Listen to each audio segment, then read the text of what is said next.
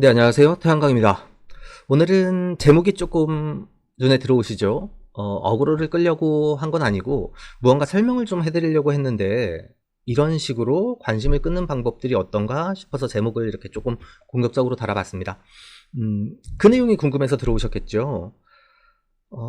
사실 제가 뭐 누누이 말씀드리지만 저의 이야기만 정답이라고 생각을 하진 않습니다. 그런데 이제 요번 주에 저의 지인들로부터 카카오톡 메시지를 좀 받았는데 거기에 이제 뭐 유튜버가 나와서 태양광 설비를 하는 거에 대해서 정부 지원금이 너무 많이 들어간다. 그래서 이게 되게 합리적이지 않다.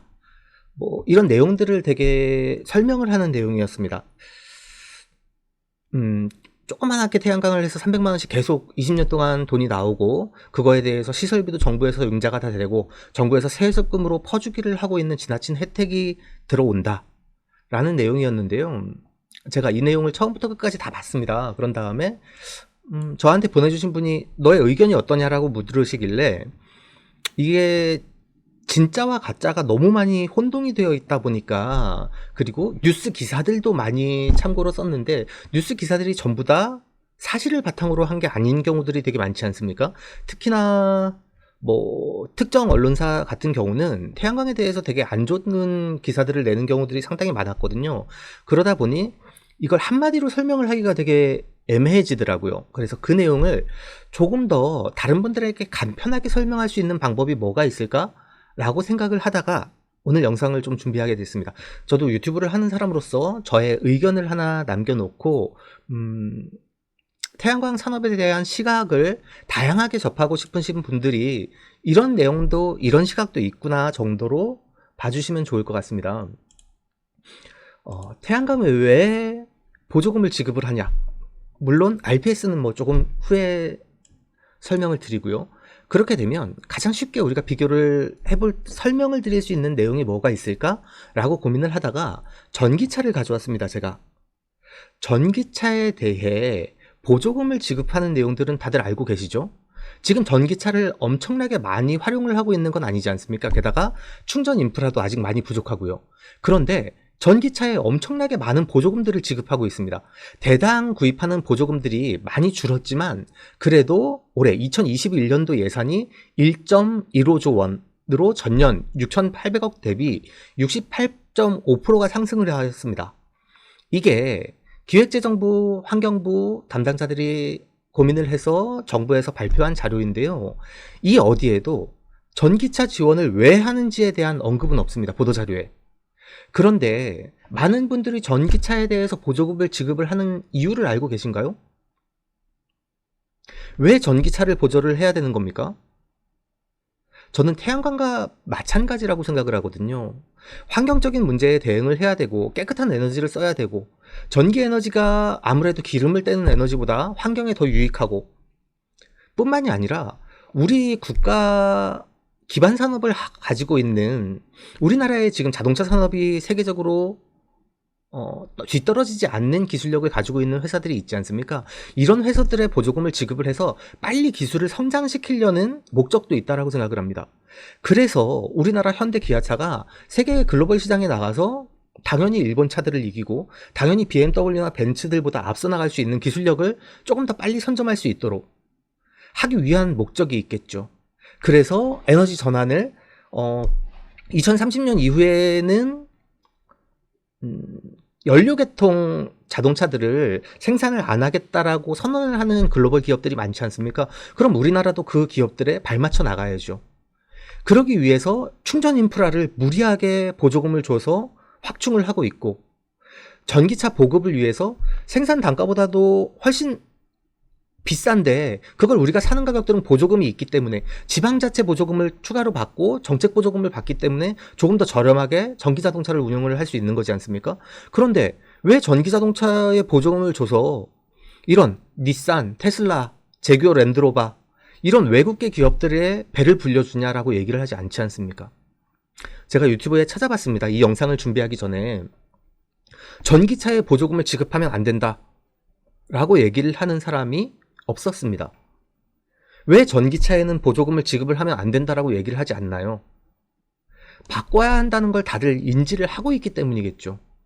우리가 에너지 중에 전기 자동차는 우리가 매일 사용을 하는 거다 보니 전기로 바꾸는 것들이 합리적이라고 생각을 하시고, 왜 전기를 사용하는, 우리는 전기를 더 많이 사용하지 않습니까? 자동차는 하루 안 탈 수도 있지만 전기 없이 하루를 생활하기는 되게 어렵거든요. 그런 전기에 대해서 에너지 전환을 이루는 것들은 왜 그렇게 불만을 이야기를 하시죠? 그래서 정책적으로 제가 지난번 영상에서도 우리나라 RPS 정책의 목적이 무엇일까요? 라고 이야기를 하는 부분에서 국내에 기반 산업들, 제조를 가지고 있는 아니면 시스템을 하고 있는 SI, EPC 기업들, 여러 기업들의 경쟁률을 빨리 올려서 세계 글로벌 시장에서도 경쟁력을 갖출 수 있는 기술력을 확보하는 게 좋다라고 생각을 합니다. 라고 말씀을 드린 적이 있습니다. 신재생 에너지 태양광 산업에 대해서 태양광뿐만이 아니라 풍력, 수력, 여러 가지 소수력도 있을 수가 있고요. 이런 기반 산업들의 국내 기업들의 경쟁력을 빨리 올려서 산업의 원가를 낮추고 글로벌 시장에서 경쟁을 해도 살아남을 수 있는 그런 경쟁력을 갖출 수 있는 에너지를 확보할 수 있는 국가가 될 수 있다라고 저는 생각을 하거든요. 우리나라는 산유국이 아니지 않습니까? 그런데 기름을 정제하는 기술은 다른 나라들보다 월등하게 앞서 있기 때문에 우리가 석유 에너지를 확보하고 운영하는 데 많은 도움이 되지 않습니까? 신재생 에너지 산업도 저는 마찬가지라고 생각을 합니다. 태양광 산업에 대해서 기술력을 빨리 확보를 하고 정책적으로 지원이 많이 되고 우리나라 기업들이 글로벌 시장에서 더 많은 수익을 낼 수 있는 그런 길이 올 거라고 생각을 하거든요. 중국은 그걸 바탕으로 산업을 성장시키기, 에너지를 선점하기 위해서 엄청난 지원들을 하고 있습니다. 우리나라는 그거에 비하면 정말 세 발이 피거든요. 그런데 지금 원자력계에서 우리나라 기술력들이 이만큼 올라왔으니까 세계 시장에 빨리 판매를 해야 된다라고 얘기를 하지만 그건 5년, 10년, 20년 전부터 준비를 해왔던 산업인 거죠. 지금 우리나라에서 탈원전이라고 얘기를 하니까 많은 분들이 당장에 원전을 없애는 거 아니냐, 지금 당장 원전이 없으면 안 되냐, 태양광 가지고 자립할 수 있는 전원이 될 수 있냐, 기저전원이 안 되지 않냐라는 얘기들을 되게 많이 하시는데, 지금 탈원전을 언급하는 건 지금부터 원전을 없애겠다라는, 당장 없앤다는 얘기가 아니지 않습니까? 20년 후에 지금도 원전을 짓기 시작합니다. 지금도 계획해서 공사를 착공이 들어가고 있고 지금도 공사를 계속하고 있습니다. 탈원전이라는 건 단계적으로 수명이 다한 원전에 대해서 안전하게 폐기를 하겠다라는 계획이고, 폐기가 되면서 20년 후에 자연스럽게 그것들이 신재생으로 대처해 나갈 수 있도록 준비를 하겠다라는 계획입니다.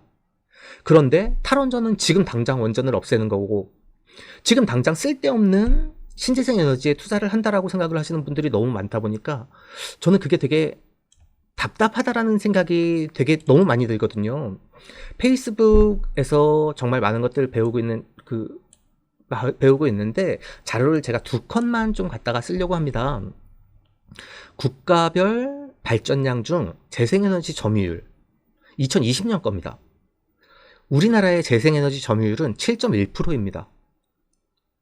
우리나라가 OECD 기업 평균, 아니면 IEA 들어가 있는 기업들 중에 몇이다라고 얘기를 하고 싶은 생각은 저는 없거든요. 우리는 우리들만의 길을 가야 되니까 다른 나라에 비해서 이렇게 떨어졌다가 라고 얘기를 하진 않더라도 우리는 그 나라들보다 월등히 앞서갈 수 있는 나라라고 생각을 하는데, 우리나라의 신재생에너지 점유율은 고작 7.1%입니다.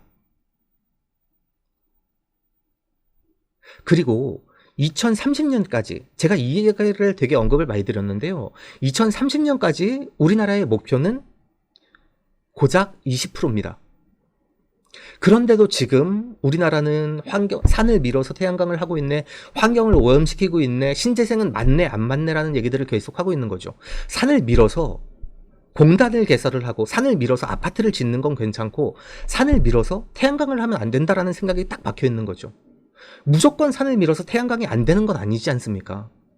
올바르게 개발을 하고 안전하게 개발을 한다면 그것 또한 나쁘지 않다라고 생각을 할 수도 있지 않을까요? 그런데 우리는 무조건 안 돼 라는 인식들이 너무 큰 거죠. 물론 산을 미는 것보다 유휴공간들을 활용하는 것들이 훨씬 더 경제적이고 훨씬 더 이로운 일들이라고 생각을 합니다. 그럼에도 불구하고 우리나라는 꼴찌예요. 우리나라는 지금 선진국에 다가가 있고 많은 부분들이 앞서 나가고 있다라고 생각을 함에도 불구하고 이런 수치들을 보면 너무 안타까운 거죠. 2021년부터 2020년까지 월별 발전량 점유율 추이를 보면 EU, 독일, 그리고 영국, 대한민국의 수치가 나와 있습니다. 풍력, 태양광, 바이오매스, 수력, 핵발전, 석탄 화력, 천연가스, 그에 이렇게 되어 있는데 우리나라는 2020년이 되더라도 고작 20%밖에 점유를 할 수 없는 그 정도밖에 계획이 없는 나라입니다. 그렇다면 너는 태양광을 하는 사람이니까 태양광을 무조건 해야 된다라고 얘기를 할 수도 있다가 아니라 합리적인 기준에서 생각을 해야 된다라고 저는 생각을 하는 거죠. 전기차를 왜 전기차 보급을 하는데 이런 기술 개발을 하느냐. 마찬가지로 태양광과 신재생에너지를 보급하고 확대해 나가는데 정책적으로 이런 목적을 가지고 있고 향후에 우리가 글로벌 시장에서도 더 많은 경쟁력을 가지고 있고 에너지를 창출해 나갈 수 있는 보유국으로서 국가 경쟁력을 높일 수 있는 기반이 될 수 있다고 생각을 하거든요. 이게 내가 돈을 벌기 위한 목적이 아닙니다. 사실 이야기를 하다 보면 너가 돈을 벌기 위한 목적으로 얘기를 하는지 아니면 다른 목적을 가지고 이야기를 하는지를 쉽게 알 수 있지 않습니까? 그런데 산업, 태양광 산업은 계속 성장하는 게 맞습니다. 그게 산업이 계속 성장한다고 내 자신이 돈을 되게 많이 벌어가는 건 아니에요. 제가 언급을 많이 드렸는데 산업이 성장하는 것과 개인이 돈을 버는 건 다를 수밖에 없습니다. 그런데 이런 잘못된 인식 자체가 너무 안타깝다는 거죠. 이런 인식이 안타까운데 이런 인식에 죄를 뿌리는 것들도 많이 있죠. 제가 되게 너무 많이 안타까워하는 것 중에 하나가 태양광 산업이 올바르게 성장을 해야 나가야 되는데 올바른 성장을 저해하고 있는 요소들이 있다라고 생각되기 때문입니다. 지금 강원도, 경상도, 전라도 지역의 시골에 이제 어르신들 계시지 않습니까? 이 부분에 대한 상담이 되게 많이 들어오는데요. 한국형 PPA, 그러니까 태양광 발전소 PPA 사업이라고 해서 바로 그냥 인허가를 받지 않고 설치할 수 있는 태양광 발전소를 주택 상부에 12kW, 15kW, 18kW 정도 설치를 해서 농협 대출을 왕창 안겨놓고 돈만 빼먹고 나가는 사람들이 좀 많이 있습니다. 이런 일들이 많아지면 태양광에 대한 안 좋은 인식들이 점점 많아지고 올바른 산업 발전을 저해한다라고 저는 생각을 하거든요. PPA 발전소라는 건 한전이랑 전력 수급 계약을 맺은 발전소라는 겁니다. 전력 수급 계약을 맺어서 전기를 판매를 할 수 있는데 이건 사용하고 남은 잉여 전력만 판매를 할 수 있는 겁니다. 그럼 올바른 시스템이 되려면 주택에서 3kW 주택 보조 사업으로 정책 지원을 받아서 설비를 하고요. 그래서 누진제를 낮추는 역할을 하고 나머지 15kW나 12kW가 됐건 15kW가 됐건 이 발전소는 한국형 FIT 사업으로 진행을 해야 됩니다. 그랬을 때 수익성을 극대화하고 효율성을 높일 수 있는 거죠. 그런데 한국형 PPA라는 사업을 진행을 하는 건 그저 영업하는 사람들 아니면 시공업체들의 이익만 극대화하고 엄청나게 많은 대출을 안겨놓고 그냥 나가는 거거든요. 이건 사업을 하는 사람들도 문제고 영업을 하는 사람들도 문제지만 이거에 대해서 확인을 안 하고 대출을 해주는 곳도 저는 함께 문제라고 생각을 합니다. 이런 이야기들을 자꾸 하고 이런 것들이 문제가 있어요라고 이야기를 하는 이유는 단지 하나, 인식이 안 좋아지고 있다라는 얘기입니다. 그런 것들로 인해서 태양광 산업에 대한 인식이 점점 잘못되어지고 가고 또 왜곡되어져 간다라는 생각이 드는 거죠. 태양광 산업을 무조건 아무 이유 없이 해야 됩니다가 아니라 토론을 하게 되면 왜 그런지 이유와 앞뒤를 설명해야 되는데 그런 노력들이 없는 거죠. 지금 국가에서 진행하는 태양광 산업은 정책적인 지원을 100% 해서 사업자들에게 200만 원 이상의 안정된 수익을 20년 동안 제공하는 겁니까? 그렇다면 누구나 하면 되죠. 그것도 아니지 않습니까? RPS 사업이라는 FIT 사업은 2011년 이전에 다 끝났고요. 지금도 소규모 FIT 진행이 되는 것들이 있습니다. 그런데 그런 것들은 내가 투자한 투자 대비 정말 10% 이내의 소득을 창출을 하는 겁니다. 그거는 정책적인 사업을 기반으로 정부에서 세금을 모두가 들여서 산업을 성장시키는 데 한계가 있다 보니 민간의 자본의 투자를 유도하는 거고요. 민간에 돈이 있는 사람들의 자본을 투자를 하기 위해서는 적정 수준의 이익을 만들어줘야 되기 때문에 FIT 사업이 진행이 되는 겁니다. RPS 산업은 발전 자회사들 500메가 이상의 전기를 생산해서 판매하는 회사들은 어차피 이 공기업들을 얘기하니까 공기업도 어차피 정부 거 아니냐, 그럼 정부 돈 아니냐라고 얘기를 하시는데 정말 명확하게 좀 생각을 해주세요. 발전 자회사들이 500메가 이상의 전기를 판매를 하는데 환경을 오염시키면서 수익을 창출하고 있다. 그러다 보니 여기에서 생산되는 전기의 담연 1%, 장기적으로 10%, 그 더 멀리는 15%, 20% 이상 순차적으로 너희들이 생산하는 전기의 일정 비율은 신재생에 투자를 해라. 다만 신재생에 투자를 직접 발전 자회사가 100% 할 수 없다 보니 민간에서 투자한 신재생 에너지로 생산하는 발전소에 공급 인증선하는 REC를 발전 자회사가 사도록 만들어 놓은 겁니다. 그래서 시장을 창출할 수 있게 해놓은 거고요. 그 시장이 창출된다는 건 빨리 기술 개발이 돼서 그리드 페리티에 빨리 도달하겠다라는 목적인 거고요. 그리드 페리티는 화석 연료와 신재생으로 생산하는 전기의 생산 단가가 같아지는 시점을 얘기하는 겁니다. 무조건적으로 정부의 돈이 들어가기 때문에 안 되고, 무조건적으로 태양광은 안 된다라고 얘기하라 하시는 분들의 마음은 이해를 합니다. 관심을 끌고 정확한 정보가 아니더라도 그런 것들로 관심을 끌고 돈을 벌 수 있다라고 생각을 할 수도 있으니까요. 그런데 그게 아니라 정책적인 목표가 무엇이고 어떻게 산업이 성장해 나가야 되고 이 산업이 성장해 나가야 되는 목적이 무엇인지는 정말 좀 가슴 깊이 생각을 해봐야 된다고 보거든요. 이런 이야기들을 되게 많이 드리고 있지만 유튜브를 하는 사람으로서 저에 대한 의견도 한 번쯤 남겨보고, 저보다 더 많이 전문적으로 이야기를 하실 수 있는 분들이 많을 겁니다. 그런데 작게나마 저의 생각을 한 번쯤 전달을 해보고 자료를 남겨보고 싶은 생각에 이렇게 영상을 준비했습니다. 태양광에 대해서 관심 많이 가져주시고요. 가짜뉴스가 있으면 좀 제가 영상 후반에 가짜뉴스와 잘못된 정보가 넘쳐나고 있습니다 라고 얘기를 하는 부분이 있지 않습니까? 너무나 많습니다. 그런 부분들에 대해서 관심을 갖고 한마디씩 해주셔야 올바른 정보들이 제대로 쌓여나갈 수가 있습니다. 그리고 그렇게 올바른 정보들이 제대로 쌓여나가기 위해서는 물론 그 속에서 돈을 버는 사람들도 있습니다. 근데 잘못된 방법으로 사기를 치거나 안 좋은 방법으로 남을 기만하는 방법으로 돈을 버는 것들이 있다면 그거에 대해서도 아주 강력한 처벌이 함께 해야 된다라고 저는 생각을 합니다. 오늘도 영상 끝까지 들어주셔서 감사합니다. 다음번에도 유익한 내용으로 영상 준비하도록 하겠습니다. 감사합니다. 가짜뉴스와 잘못된 정보들이 넘쳐나고 있습니다. 스팸과 사기꾼 예방을 위해서 참여가 필요합니다. 첫 번째, 3개의 점을 눌러주세요. 두 번째, 신고를 클릭해주세요. 세 번째, 스팸 또는 오해 소지가 있는 컨텐츠를 선택하세요. 네 번째, 대량 광고 또는 사용자를 현혹하는 컨텐츠를 클릭하세요.